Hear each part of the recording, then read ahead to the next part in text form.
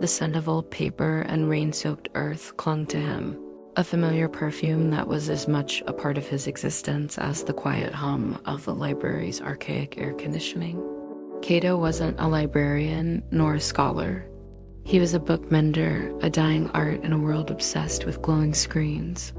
His hands, calloused and nimble, could coax life back into a brittle spine, a torn page, a faded memory. His current project was a collection of classic folktales, bound in worn leather that whispered of countless hands and whispered stories. Across the room, bathed in the cool light filtering through the high-arched windows, sat the illustrator. Her name was a mystery to him, a fact that only deepened her allure. She was a fixture here, always at the same large mahogany table, surrounded by a constellation of pencils, erasers, and sketchbooks. Her hair, the color of a stormy sea, was often tied in a loose knot, a few strands escaping to frame a face of serene concentration. She wasn't just drawing. She was breathing life into what she saw. A single flower she sketched bloomed with an impossible vibrancy. The stone gargoyle on the roof outside seemed to smirk with a mischief only she could capture. Their interactions were a silent ballet of shared space. Cato would occasionally glance up from his work, his gaze snagging on the effortless grace of her hand as it moved across the page. She, in turn, would sometimes pause, her eyes drifting from her sketchbook to the rhythmic, meticulous motion of his fingers as he repaired a spine, his brow furrowed in concentration. Their worlds were separate, yet intertwined by the unspoken understanding of their craft. They were creators in a sea of consumers, breathing life into the forgotten and the imagined. One rainy afternoon, a gust of wind, mischievous and strong, swept through the library's open doors. It ruffled the pages of the illustrator's sketchbook, sending a delicate drawing fluttering to the floor. Cato saw it fall, his heart giving a small, sympathetic lurch. He watched her hand reach for it, a look of dismay on her face, but she was too far away. Without a moment's hesitation, he rose from his chair, his movements quiet and practiced. He retrieved the page, his fingers careful not to mar the intricate drawing of a single feathered wing. He laid it gently on her table, right beside her hand. She looked up, her eyes wide with surprise, and offered him a small, grateful smile. He simply nodded, a faint blush creeping up his neck, and returned to his work. The small gesture became their first silent conversation. The next day, he found a meticulously folded paper crane on his workbench. He unfolded it to find a tiny, beautifully detailed sketch of a paper crane, its wings outstretched in flight. A quiet acknowledgement, a bridge built between them. From then on, a new rhythm developed. He would mend a page and find a small sketch of a single, vibrant leaf placed near his tools. She would finish a drawing and find a single, carefully pressed wildflower tucked into the pages of her sketchbook. The unspoken gifts became more intricate, more personal. He repaired a rare, tattered book of botanical illustrations, and the next morning, he found a sketch of his own hands, calloused yet gentle, holding the book with a reverence he hadn't realized he possessed. The detail was so precise he could almost feel the texture of the old leather. He, in turn, found a discarded, half-finished sketch on her table, and, with a silent understanding of her struggle, he spent the evening delicately mending the tear on a page of her sketchbook that had been bothering her. He didn't just fix the paper, he reinforced it with a sliver of fine, archival silk, making it stronger than before. Their shared glances became longer, warmer, more laden with unspoken questions. He started bringing her small, unique things he found in the books he repaired. A single, forgotten bookmark woven from delicate ribbon. A pressed four-leaf clover, a tiny, tarnished coin from a bygone era. She responded with equally thoughtful gifts. A sharpened pencil with a perfectly carved wooden holder. A piece of charcoal she had ground herself. A tiny watercolor of the starry sky he had once described to her. One evening, as the library was about to close, a sudden downpour began. The rain lashed against the windows, a dramatic finale to their quiet day. He was packing up his tools, his heart a little heavier than usual at the thought of leaving. He saw her at her table, her head resting on her arms, a look of quiet exhaustion on her face. A small, unspoken impulse guided his hand. He took a beautifully bound but empty book he had just finished repairing and walked over to her table. He laid it gently beside her, the soft leather a beacon in the dim light. She looked up, her expression a mix of confusion and curiosity. He opened the book to the first page, where he had already carefully inscribed a single word in his elegant, flowing script, us. She looked at the word, then at him, her eyes widening with understanding. He offered a small, hesitant smile. She didn't say a word, just reached for a pencil. She flipped to the next page and began to draw. She filled the page with a beautiful sketch of two hands, his and hers, not touching, but working in perfect harmony, one holding a book, the other a pencil. A single line connected their fingers, a subtle, almost invisible thread of understanding. From that day forward, the book became their sanctuary, their shared canvas. It was a silent chronicle of their developing relationship. He would mend a page, and she would fill it with a new illustration. He would fix a tear, and she would draw a small, smiling face peering out from the mended seam. The book filled with their silent dialogues, a beautiful tapestry of his craft and her art. A sketch of him with a single, perfectly mended spine became his favorite page. The illustration of her head bent in concentration, was one he returned to again and again. One chilly, late autumn evening, as the last patrons were leaving, she took a deep breath, her hands hovering over a blank page in their book. She looked at him, her eyes searching his. She flipped to a new page, and with a confident stroke of her charcoal, she began to draw. The drawing was simple, yet profound. It was of two people, not with perfect, sculpted faces, but with the quiet, soulful expressions she had observed in their daily interactions. They were standing side by side, not touching, but their shoulders were close, a silent promise of presence. She handed him the book. He looked at the drawing, a warmth spreading through his chest that had nothing to do with the library's old heating system. He took a quill and a small bottle of ink from his repair kit. On the page opposite her drawing, he wrote a single powerful word, home. He didn't just write the word. He filled the spaces between the letters with intricate, beautiful illustrations of things that made a house a home. A cozy armchair, a warm fire, a single glowing lamp. The illustrations were crude compared to hers, but they were filled with the same love and care he gave to his book mending. When she saw what he had done, a beautiful, genuine smile bloomed on her face, and her eyes, those stormy seas, shone with unshed tears. Their silent romance was no longer a secret. It was a story told in the worn pages of a single book, a masterpiece of two hearts that found their perfect rhythm in the quiet, dusty halls of a library. One night, as they were the last two people left in the building, she finally reached out, not with a drawing or a note, but with her hand. Her fingers, stained with ink and graphite, gently brushed against his, calloused from paper and glue. He didn't pull away. He simply turned his palm up, and their hands, the hands of a mender and an illustrator, intertwined, a perfect, unspoken union of two beautiful crafts and two beautiful souls. The library, for the first time, didn't feel silent at all. It was filled with a song only they could hear. Hannah first tasted heartbreak at exactly 2:47 a Tuesday, and it came in the form of a perfectly executed creme brulee that she had never learned to make. She stood in her tiny apartment kitchen, still wearing her flour-dusted apron from her shift at the neighborhood bakery, staring down at the dessert that had somehow materialized on her counter while she slept.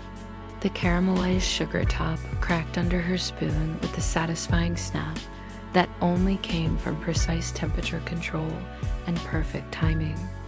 The custard beneath was silky and vanilla-scented, better than anything she had ever tasted, including the versions served at the high-end restaurants where she sometimes treated herself on paydays. What made this situation impossible was that Hana lived alone, had gone to bed with an empty kitchen, and possessed neither the ingredients nor the equipment necessary to create such a delicate dessert. Her modest culinary setup consisted of a temperamental oven, a handful of basic pans, and whatever supplies she could afford on a pastry chef's salary. Creme brulee required a torch, ramekins, heavy cream, and vanilla beans that cost more than her weekly grocery budget. Yet here it was, still warm from the oven that she distinctly remembered turning off before bed. The mystery deepened over the following weeks as more dishes appeared in her kitchen during the night. A perfectly risen souffle that defied every law of timing she knew. Hand-pulled noodles arranged in an elegant nest beside a small portion of miso-glazed salmon. Delicate macarons in flavors she had never attempted, their shells smooth and feet properly developed, filled with buttercream that melted on her tongue like edible clouds. Each creation was flawless, demonstrating techniques that Hana had studied but never mastered. Whoever was preparing these dishes possessed skills far beyond her own, yet somehow understood exactly what she craved. The flavors were always perfectly balanced to her palate, the portions sized as if the mysterious chef knew her appetite intimately. Hana began staying up later, hoping to catch her nocturnal visitor in the act. She set up her phone to record the kitchen overnight, but the footage revealed nothing unusual, just 8 hours of an empty room bathed in streetlight from the window above her sink. The dishes simply appeared between one frame and the next, as if materialized from thin air. Her coworkers at the bakery listened to her increasingly frantic explanations with polite skepticism. Hana had always been known for her vivid imagination and tendency toward romantic daydreaming, qualities that served her well when designing wedding cakes but made her stories about midnight culinary visits sound like elaborate fantasies. Even her closest friends suggested she might be stress cooking in her sleep, though they both knew Hana's skills weren't advanced enough to create the sophisticated dishes she described. The truth began to reveal itself on a rainy Thursday evening when Hana discovered a recipe card tucked beneath a plate of perfectly tempura-battered vegetables. The handwriting was masculine and precise, with small notes scrawled in the margins about oil temperature and timing. At the bottom, in that same careful script, was a simple message: for the girl who makes the sunrise taste like cinnamon rolls. Hana's heart nearly stopped. She knew that handwriting, had seen it on dozens of order forms and inventory sheets at the restaurant, supply store where she picked up ingredients for the bakery. It belonged to Kenji Nakamura, the quiet delivery driver who brought their weekly flour shipments and always lingered a few extra minutes to watch her work through the bakery's front window. She had noticed him months ago, this serious young man with gentle eyes who handled 100-pound sacks of flour as if they weighed nothing. He never said much beyond the necessary pleasantries, but she had caught him smiling when she successfully pulled a particularly challenging batch of croissants from the oven. There was something about his presence that made her workday brighter, though she had never found the courage to do more than offer him coffee on cold mornings. The revelation that Kenji had somehow been preparing these incredible meals for her felt both impossible and inevitable. But how was he getting into her apartment? And why was he going to such elaborate lengths to share his cooking with someone he barely knew? That weekend, Hana decided to solve the mystery once and for all. She prepared her usual evening routine, then settled into the armchair by her kitchen with a book, determined to stay awake all night if necessary. Around midnight, she heard the soft scrape of metal against metal from the direction of her fire escape. Moving carefully to avoid creaking floorboards, she peered through the kitchen window to see Kenji balanced on the narrow metal platform outside, a large thermal bag slung over his shoulder. He was picking the lock on her window with practiced efficiency, his movements careful and deliberate. The scene should have been terrifying, but somehow Hannah felt only curiosity and a strange sense of rightness. She watched as he slipped inside, moving through her kitchen with the familiarity of someone who had done this many times before. He unpacked containers from his bag with reverent care, arranging a beautiful plate of what appeared to be handmade soba noodles in a delicate dashi broth. The presentation was restaurant quality, garnished with perfectly julienne vegetables and a soft poached quail egg. What struck her most was the tenderness with which he moved through her space. He wiped down the counter after plating, adjusted the placement of her dish towels, even watered her small herb garden on the windowsill. These weren't the actions of an intruder, but of someone who cared deeply about her comfort and happiness. As he prepared to leave, Hannah made a decision that surprised even her. Instead of confronting him or calling for help, she simply stepped into the kitchen and began boiling water for tea. Kenji froze when he saw her, his eyes wide with shock and what looked like genuine fear. But Hannah just smiled and gestured toward the small table where his latest creation waited. They sat together in comfortable silence, sharing the most perfect bowl of noodles Hannah had ever tasted. The broth was complex and warming, with layers of flavor that spoke to years of training and practice. Kenji watched her eat with the same focused attention he brought to everything else, noting her reactions to each component of the dish. Between spoonfuls, Hannah studied his face in the dim light filtering through her kitchen window. He was younger than she had initially thought, probably close to her own age, with the calloused hands of someone who worked with fire and sharp knives daily. There was a story written in the careful way he held his chopsticks, in the precision of his knife cuts, in the confidence with which he had prepared such a sophisticated meal in someone else's kitchen. Over the following hour, the truth emerged through gestures and shared understanding rather than words. Kenji worked as a line cook at an upscale restaurant downtown, spending his days crafting dishes for wealthy diners who barely acknowledged the skill required to feed them. The delivery job was just supplemental income, a way to afford the high-quality ingredients he used for his real passion project, creating perfect meals for the one person whose appreciation mattered to him. He had been watching Hannah work for months, admiring not just her dedication, but the joy she brought to even the most routine tasks. Her face lit up when she achieved the perfect rise on a batch of brioche, and she hummed unconsciously while kneading dough for the next day's bread service. She treated each pastry like a small work of art, and her genuine happiness when customers praised her work had captured his heart completely. The nighttime visits had started as an impulse, a desire to give something back to the person who made his weekly deliveries feel like moments of peace in an otherwise chaotic schedule. He had learned her schedule, her preferences, the way she cooked for herself when she thought no one was watching. Each dish had been carefully planned and prepared, a love letter written in flavors and textures. As dawn approached, they worked together to prepare breakfast, moving around Hannah's small kitchen with surprising synchronization. Kenji showed her how to achieve the perfect French omelette, his hands covering hers as he guided the pan's movement. Hannah taught him her technique for the bakery's famous morning pastries, explaining how she had adapted the traditional recipe to work with commercial equipment.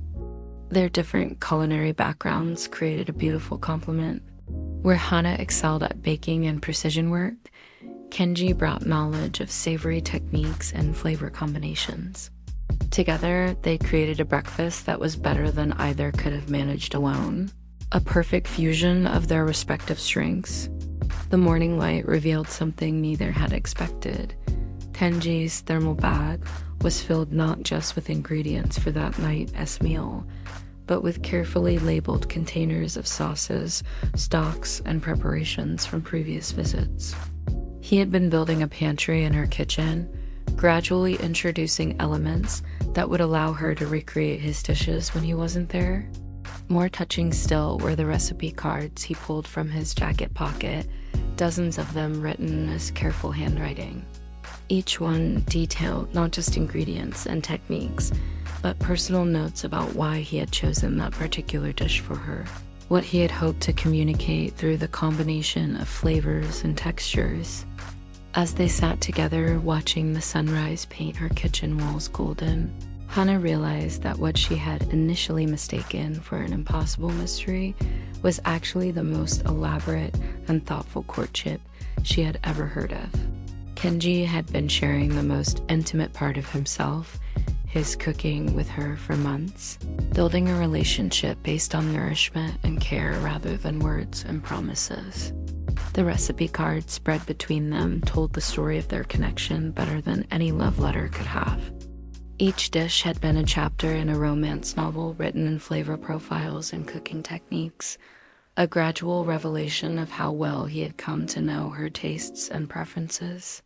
When Kenji finally spoke, his voice was soft and uncertain. He apologized for the deception, for the months of entering her apartment without permission, for the fear he might have caused.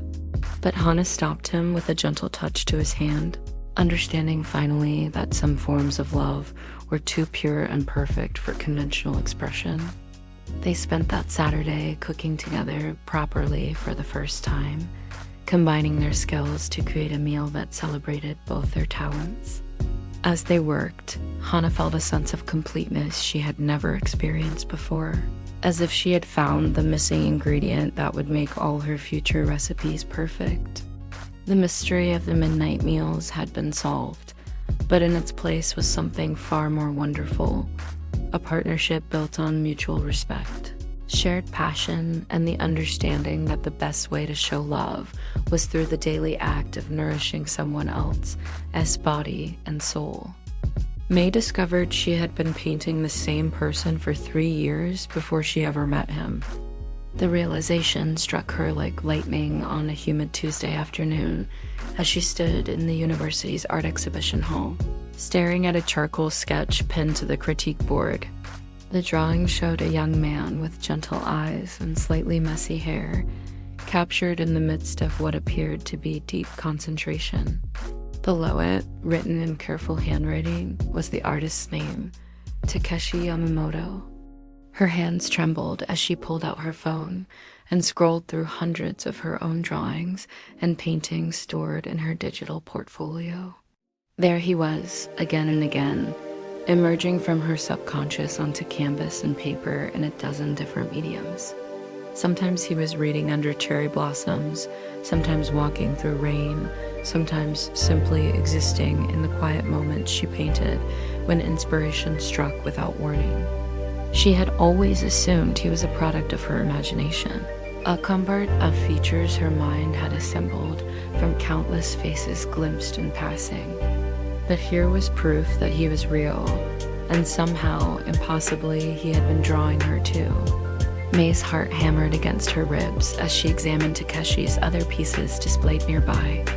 Watercolor studies of a girl with shoulder-length black hair sitting by windows. Pencil sketches of someone who looked exactly like her, always captured in profile, always with that same wistful expression she recognized from her own self-portraits. The style was completely different from her own vibrant, impressionistic approach, but the subject matter was unmistakably parallel. She spent the rest of the afternoon researching everything she could find about Takeshi Yamamoto. He was a third-year student in the engineering program, 2 years ahead of her. His social media profiles showed a quiet, thoughtful person who posted photos of architecture, machinery, and the occasional coffee study session. He seemed to inhabit a completely different world from her own chaotic art student existence, filled with paint-stained aprons and late-night sculpture sessions. The mystery consumed her thoughts for days. How was it possible that two people could be unconsciously creating art of each other without ever having met? She found herself taking different routes across campus, lingering in the engineering building's common areas, hoping for a glimpse of the face she knew better than her own reflection. It was the campus coffee shop that finally brought them together, though not in the way either of them might have planned. May had claimed her usual corner table, the one with the perfect view of the courtyard where she could sketch the interplay of shadows and afternoon light. She was deep in concentration, working on a watercolor study of the way sunlight filtered through the old oak tree's leaves. When someone approached her table, she looked up to find Takeshi standing there, holding a steaming cup of coffee and looking as stunned as she felt. Recognition passed between them like an electric current, and for a moment, neither of them seemed to breathe. His eyes, exactly as she had painted them countless times, widened with the same shock she was sure was written across her own features. Without a word, he set down his coffee and pulled out a worn sketchbook from his backpack. His hands shook slightly as he flipped through pages, finally stopping at a drawing that made May's breath catch in her throat. It was her sitting in this exact spot, captured in the same pose she had unknowingly held hundreds of times before. The attention to detail was extraordinary, down to the specific way she tucked her hair behind her left ear when concentrating. May's own sketchbook felt heavy in her lap. She opened it slowly, revealing page after page of his face, his profile, his hands, the way he held his head when thinking. The evidence of their impossible connection spread between them on the small cafe table, like a confession written in graphite and paint. They sat in amazed silence, comparing their respective collections of each other. Takeshi's work was precise and technical, each line deliberate and measured. He had captured her in moments of quiet concentration, always from a distance, as if he had been observing her through windows or across crowded rooms. May's paintings of him were more emotional, more intuitive, filled with warm colors and soft edges that spoke to something deeper than mere observation. As the afternoon stretched into evening, they began to piece together the mystery. They had been occupying the same spaces for years without realizing it. The library study rooms where May often painted during quiet hours, the bench by the engineering building where Takeshi took his lunch breaks, the covered walkway where they had both sought shelter during sudden rainstorms. They had been living parallel lives, their paths intersecting in ways their conscious minds had never registered, but their artist's eyes had faithfully recorded. Takeshi pulled out his phone and showed her photos of his larger works stored in his apartment. Canvas after canvas filled his modest living space, all featuring the same mysterious girl who had haunted his imagination. He had painted her in every season, in every type of weather, always with the same sense of longing and wonder that May recognized from her own work. The revelation should have felt strange or intrusive, but instead, it felt like the most natural thing in the world. They had been having a conversation through art for 3 years, their souls communicating in ways their voices never could. Every painting had been a letter, every sketch a whispered hope that somewhere in the world, someone understood the beauty they saw in quiet moments and overlooked details. Over the following weeks, they began spending time together intentionally for the first time. Takeshi would bring his engineering textbooks to the art building's sunny atrium, while May worked on her latest project. She would sketch the precise way his brow furrowed when solving complex equations, while he captured her animated gestures as she explained color theory to younger students. Their different approaches to art became a source of fascination rather than division. Takeshi's methodical, almost architectural style complemented May's intuitive, emotional technique. When they collaborated on a piece together, something magical happened. His precise underlying structure provided the perfect foundation for her expressive brushstrokes, while her vibrant colors brought life to his careful compositions. The first time they painted together, really together, was during a rainstorm that trapped them in the art studio after hours. May had been working on a large canvas, trying to capture the feeling of anticipation she had carried for so long without understanding its source.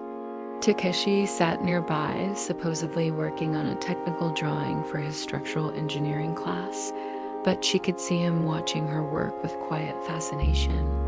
When she struggled with a particularly difficult passage, trying to balance warmth and coolness in the painting's emotional center, he quietly moved to stand beside her. Without asking permission, he picked up one of her brushes and added a few careful strokes that somehow perfectly captured what she had been reaching for.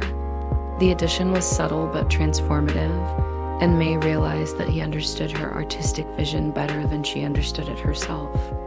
From that moment, their individual art practices began to merge into something entirely new. They developed their own visual language, a way of communicating through color and line that bypassed words entirely. Takeshi would leave small sketches tucked into May's textbooks, tiny drawings that captured moments from their day together. May would paint small studies on canvas boards and slip them into his engineering portfolio, visual poems that celebrated the beauty she saw in his methodical approach to problem solving. Their friends began to notice the change in both of them. May's work became more grounded, more structurally sound, while maintaining all of its emotional power. Takeshi's technical drawings began to show an unexpected grace and sensitivity that impressed his professors. They were becoming better artists by being together, their individual talents amplified and refined through their connection. The campus art show that spring featured their first official collaboration, a large mixed media piece that told the story of their impossible 3-year courtship through art. The work combined Takeshi's precise architectural drawings of the places where they had unknowingly shared space with May's emotional paintings of the feelings she had carried without understanding their source. The result was breathtaking, a visual love letter that spoke to anyone who had ever felt the pull of destiny or the mystery of connection. Standing together at the opening reception, watching their classmates and professors study their joint creation, May felt a profound sense of completion. She had spent years painting a face without a name, capturing a presence she couldn't explain, following an artistic instinct that had seemed to emerge from nowhere. Now she understood that it had been leading her toward this moment, toward this person who saw the world through completely different eyes, but somehow always saw her. Takeshi's hand found hers as they watched people react to their work. His fingers were still stained with charcoal, just as hers were permanently marked with paint under her fingernails. They were artists who had found their perfect collaborator, their ideal audience, their missing piece. The rain that had brought them together in the studio continued to fall outside the gallery windows, creating the same gentle percussion that had provided the soundtrack to their first joint creation. May realized that some of life's most beautiful coincidences weren't coincidences at all, but rather the inevitable result of two people who were meant to find each other, following the invisible threads that connected their hearts long before their eyes had ever met.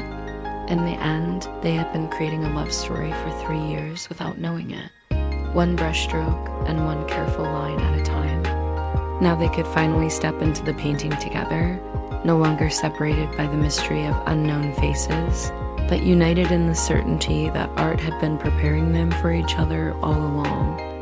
In a city of relentless neon and ceaseless rain, where every building wore a crown of mist and every street corner was a stage for hurried departures, lived a boy named Kenji.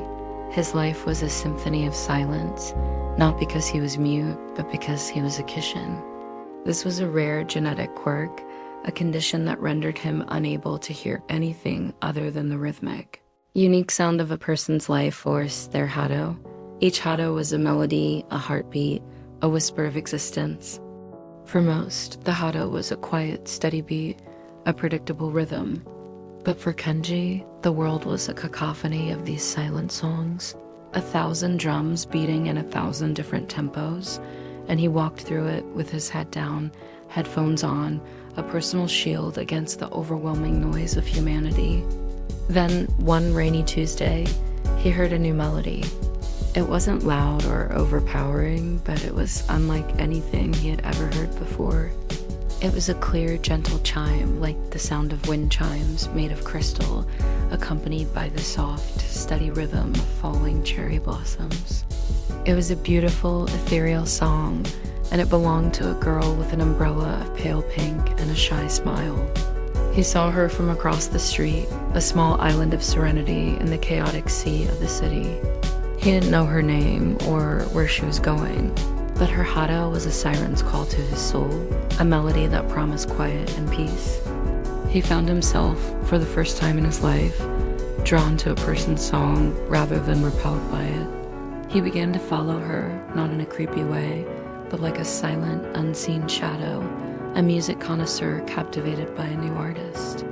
He learned her routine. She went to the same small, unassuming coffee shop every morning. She spent her afternoons at a library that smelled of old paper and rain. He saw her at a small park, sitting on a bench, sketching in a worn notebook. Her hado never changed. It was always that same gentle, comforting tune, a perfect counterpoint to the chaotic symphony of the city. He learned her habits, her small joys, and her quiet sorrows. He saw the way she would pause to admire a stray cat, her hado singing with a soft, purring note of affection. He felt the brief, sad thrum in her song when she saw a couple arguing, her empathy a quiet, somber hum. Her name, he learned from a lost library card she dropped and he retrieved, was Aya. His life, once a predictable pattern of avoidance and solitude, was now a daily pilgrimage to the source of her song. The world around him, the city's loud, jarring music, began to fade into the background. All he could hear, all he cared to hear, was her gentle, crystalline melody. He found himself anticipating her presence, his own hado, a quiet, melancholic hum beginning to harmonize with hers. But then the melody of her hado began to falter. It was a subtle change at first, a faint, discordant note like a single sour chord in a beautiful song. He saw her flinch when a loud, booming car passed by. He saw her eyes darken with a flicker of fear when a man brushed past her on the street. His hado a loud, aggressive beat, a jarring drum solo of arrogance and impatience. Her crystal chime grew quieter, its rhythm becoming erratic. It was a subtle yet profound shift, and it filled him with a new, terrifying emotion, dread. The mystery deepened. The discordant notes grew stronger, more frequent. He saw a man watching her from a distance, his hado a low, guttural growl, a sound of silent menace and possessiveness. It was a sickening sound, a corrupt rhythm that threatened to drown out her delicate melody. Kenji's hands, which had always been so careful to avoid touching others, now tangled with the desperate urge to reach out, to protect her, to shield her from the man's ugly song. This wasn't a romance he was observing anymore. It was a silent battle, a musical duel between light and shadow. Kenji's solitary life was over. He couldn't just stand by and listen to her song be corrupted. He began to weave his own counter-melody. He would walk a few paces behind her, his own hado a quiet, reassuring hum, a protective barrier against the jarring sounds of the world. He subtly changed her path, a gentle nudge in the crowd that sent her down a different, safer street. He left a small, handcrafted charm on the bench where she sketched, a charm imbued with his own hado, a promise of protection and strength. He became her silent guardian, a protector she never knew she had, a shadow she never saw, yet one whose presence she subconsciously felt, her hado responding with a subtle, calming hum. One evening, the ugly, discordant notes were at their loudest. The man's hado was a pounding, aggressive drumbeat, an approaching storm. Kenji saw him cornering her on a quiet, deserted street, his intent a vile, putrid chord that made Kenji's blood run cold. He didn't think, he just moved. He didn't make a sound, but his presence, the sudden, quiet swell of his own protective hado, was a force of nature. He walked between them, his back to her, his hado a silent, unshakable wall of defiance. He didn't look at the man. He just stood there, his presence radiating an unwavering message, a clear, silent command. Leave her song alone. The man, startled by this silent, unyielding presence, felt the unassailable power of Kenji's Hado. It was a force he couldn't comprehend, a quiet, terrifying threat that spoke not of violence, but of an absolute and unshakable will. His own dark song, his ugly rhythm, faltered, then died. He turned and fled, his Hado a chaotic, panicked beat of a drum. Aya, safe and unaware, simply felt the oppressive atmosphere lift. Her Hado, which had been a frightened, stuttering melody, now began to slowly, cautiously regain its rhythm. She looked up at the boy who had appeared out of nowhere, his back still to her, a solid, unwavering presence. She didn't know why, but she felt a strange sense of comfort, a warmth that was not her own, but was a part of him. A few days later, he saw her in the park again, sketching on her bench. Her Hado was a pure, clear chime once more, a beautiful, serene melody. He walked over to the bench, his own Hado, a quiet, hopeful hum, harmonizing with hers. He sat down a few feet away, the silence between them filled with their two beautiful songs. Two melodies finally, perfectly in tune. He didn't need to hear her voice to know her. He didn't need to speak to know her. He simply needed to listen. He closed his eyes, a gentle smile on his face, the world around him fading into a soft, quiet harmony. Then he heard it. A new note in her song. It was a beautiful, inquiring note, a soft, questioning chord, a gentle chime that was new and wonderful. He opened his eyes and saw her, a small, shy smile on her face, her eyes filled with curiosity and warmth. She had picked up the charm he had left and was holding it in her hand. Her Hado, her beautiful crystal melody, now contained a new added note. It was the soft, gentle, and utterly beautiful sound of understanding. She had heard his song and she had responded in kind. He had protected her song, and now she had invited his into hers.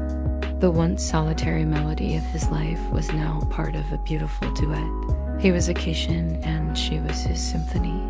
And together, they were just beginning to play their song. He stood on the precipice of the city, a silhouette against the glowing grid of Tokyo. The wind whipped at his trench coat, its collar pulled high against the chill. His name was Kato, and his curse was that he could see the echoes of love stories. Not the grand, sweeping narratives of movies or novels, but the tiny, forgotten moments that linger in the air. A shared laugh on a park bench, the shy touch of hands over a teacup, the hurried goodbye at a train station. These moments, like shimmering ghosts, floated around him, their emotions a dull ache in his chest. Most were bittersweet, a whisper of what once was. He had learned to ignore them, to see them as static, a constant hum in the background of his solitary life. But then he saw her. She was a flicker of silver and gold on a crowded Shibuya street. Unlike the hazy, ethereal echoes he was used to, hers was a story of motion. A vibrant, living thread of emotion that pulsed with a raw, undeniable energy. It was a single perfect moment, a splash of sunlight catching her hair as she turned to smile at a friend. The echo didn't just linger. It vibrated with a warmth and sincerity that made him stop in his tracks. For the first time, he felt not a ghost, but a presence, an unwritten story just beginning. He found himself following the thread. It was a compulsion, a magnetic pull he couldn't resist. He saw her at a small, cluttered bookstore, her fingers tracing the spine of a worn copy of Wuthering Heights. He saw her on a rainy afternoon, sharing an umbrella with an elderly woman, her genuine concern irradiating warmth. Each moment was a thread, weaving a tapestry of kindness and gentle strength. Her name, he learned from a barista who called it out with a smile, was Yumi. Kato's life, once a predictable loop of observation and quiet solitude, was now a chase. He wasn't following her in the physical sense, not truly. He was following the story she was creating, the luminous trail of her emotions. He saw her joy in the bloom of a sakura tree, Her quiet sadness when she watched a child drop their ice cream, her fierce concentration as she sketched in a small notebook at a cafe. He began to feel as though he knew her, not from conversation or shared experience, but from the raw, unfiltered essence of her heart. Then a darker thread appeared. It was faint at first, a sliver of cold gray cutting through the vibrant gold of her story. He saw it when she glanced over her shoulder, a brief flicker of apprehension. He saw it in the way she clutched her purse a little tighter on the subway. The feeling was not his own, but a distorted, shadowy echo of fear. It was a new kind of echo for him, one that didn't just tell a story of emotion, but of an impending threat. The mystery deepened. The gray thread grew thicker, more defined. He saw it in the eyes of a man who watched her from across the street, his gaze a cold, hollow echo of possession. He saw it in a discarded coffee cup with a phone number scribbled on it, the paper radiating an echo of rejection and bitterness. This wasn't a romance he was observing anymore. It was a thriller. The lines of her story were being twisted, tangled by an unseen hand. He felt a new emotion himself, dread. Cato's solitary life was over. He couldn't just watch this unfold like a passive observer. Her story, which had become so vital to him, was in danger. He began to weave his own threads into the tapestry. He left a book he thought she might like on a table near her usual cafe spot, the faint echo of its title a suggestion of solace. He subtly diverted the path of the man with the cold gaze, a quick, almost imperceptible bump in the crowd that sent him in the wrong direction. He became her silent guardian, her unseen shield. One evening, the gray thread was at its strongest. He saw the man following her down a deserted alley, the air thick with the echo of malicious intent. Panic, sharp and cold, shot through Cato. He had to act. He didn't think, he just moved. He rounded the corner, his presence a sudden shock in the stillness. The man, startled, paused. Cato didn't say a word, didn't make a sound. He simply looked at him, his own gaze a cold, unwavering echo of a warning. He wasn't radiating an emotion, but a concept. Leave her alone. The man, spooked, his own story of dark intent now tainted with the bitter echo of defeat, turned and fled. Yumi, unaware of the silent confrontation, continued on her way, her light-filled story now unbroken. She reached her apartment, a quiet, joyful echo of relief and comfort filling the air. Cato, now a hero in a story no one but him would ever know, watched from a distance. The gray thread was gone. He felt the ache in his chest again, but this time it wasn't the dull pain of a faded memory. It was the quiet, overwhelming warmth of a story he had helped to protect. A few days later, he saw her again. She was sitting in a park, sketching in her notebook. He was on the other side of the small pond, a safe, unthreatening distance away. The air around her was a pure, vibrant gold. He closed his eyes, allowing himself to feel the warmth of her happiness, her serenity. When he opened them, he saw it, a new echo. It was small, a hesitant spark of light. It was coming from his own chest, but it was reaching for her. It was the beginning of his own story, not as an observer, but as a participant. It was the echo of hope. He took a step forward, then another. The distance between them, once a chasm, was now just a few feet of grass and water. He didn't need to see her story anymore. He wanted to start their own. She looked up from her sketch pad, her eyes meeting his across the pond.